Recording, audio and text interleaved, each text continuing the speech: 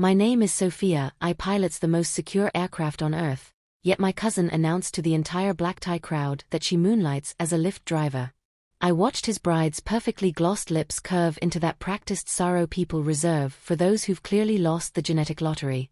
To understand how he could stand there, in a waterfront venue that cost more per hour than most families earn in a month, and say those words about his own blood, you need to know the 20 years that brought us to that night.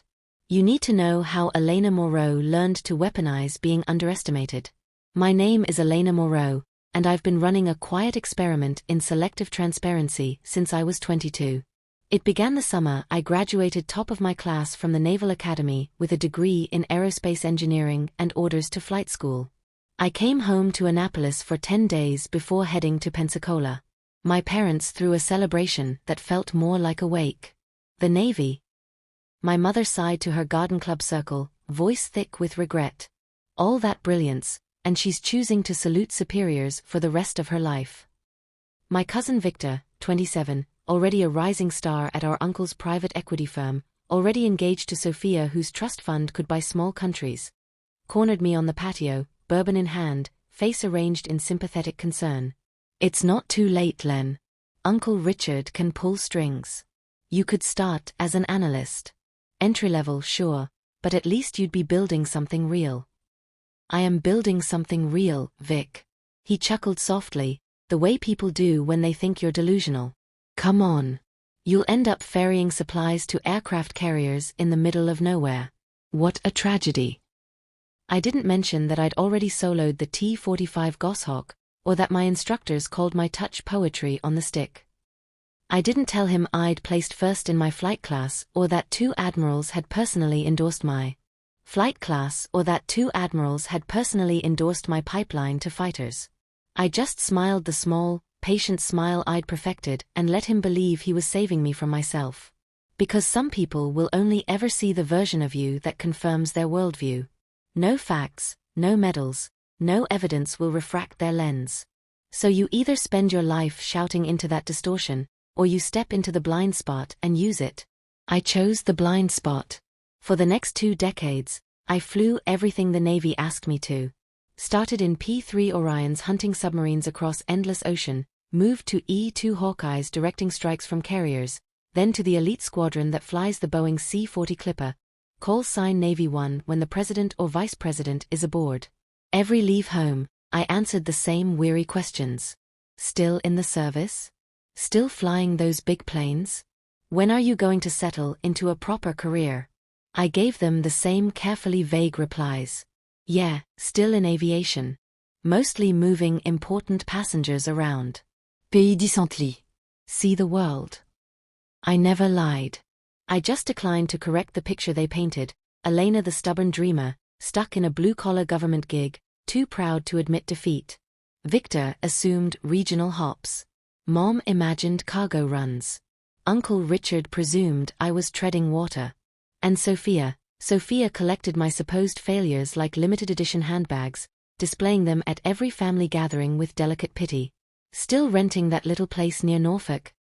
She'd ask over Easter brunch, diamond earrings flashing. Victor and I just closed on a compound in Nantucket. You should visit, we know terrific headhunters. I lived on base in Maryland, in quarters reserved for senior officers, but I never corrected her. Watching her perform generosity was its own entertainment. By then I was one of only 10 pilots worldwide qualified to fly the President of the United States.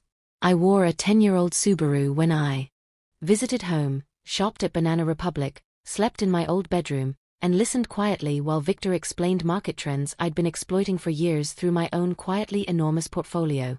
The game had simple rules. Never volunteer specifics, never name drop, never defend, never reveal the clearances that would make their security teams blush. It wasn't just OPSEC. It was the exquisite pleasure of being spectacularly unseen.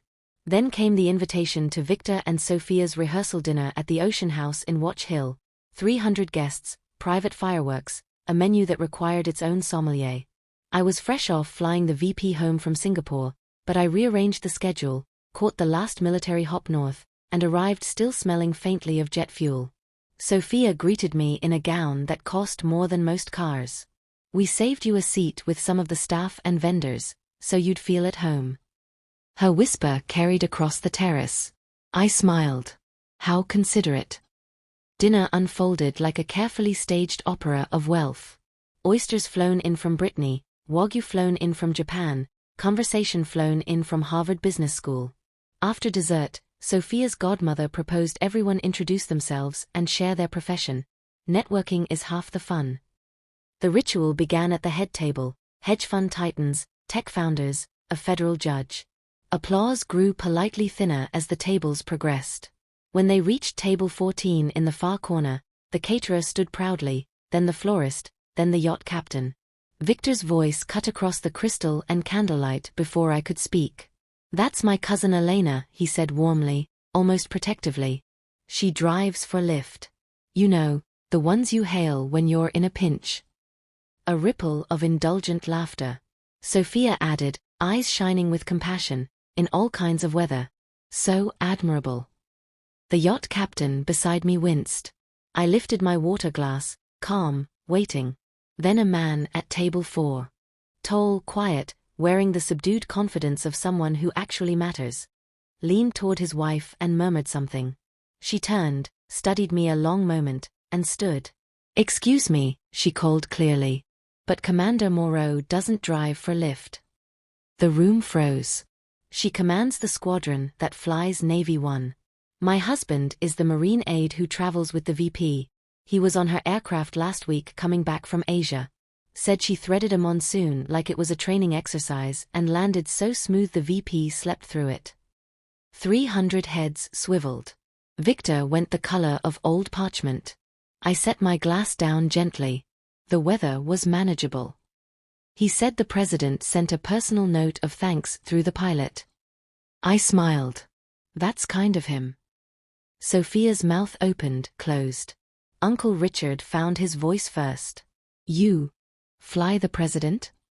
"When I'm on rotation, yes. Along with 9 other extraordinarily talented pilots." Victor whispered, "You let us think.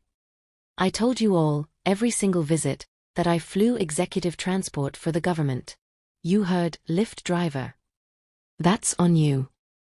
The Marine aide's wife was grinning openly now. "I'm Claire, by the way. And I'm not even sorry for blowing your cover. This is the best rehearsal dinner I've ever attended."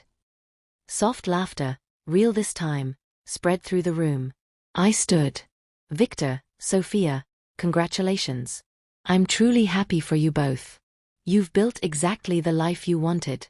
But maybe next time you summarize someone else's story to a room full of strangers, make sure you actually know the ending." I walked out onto the moonlit terrace, salt wind in my hair, stars sharp overhead. My phone buzzed. "Claire, you're a legend. Also, the VP wants you on his next leg. He says commercial pilots scare him now." I laughed into the dark, typed back, "Tell him to put in the request properly." Behind me, the door opened. Victor stepped out alone. "I'm sorry, Len. For all of it." I nodded once. "I really didn't know. You never asked." We stood in silence, watching the ocean breathe. Tomorrow I'd fly south again, back to the rotation, back to carrying the weight of history at 500 knots. But tonight, for the first time in 20 years, they finally saw me. And the view from their side was spectacular.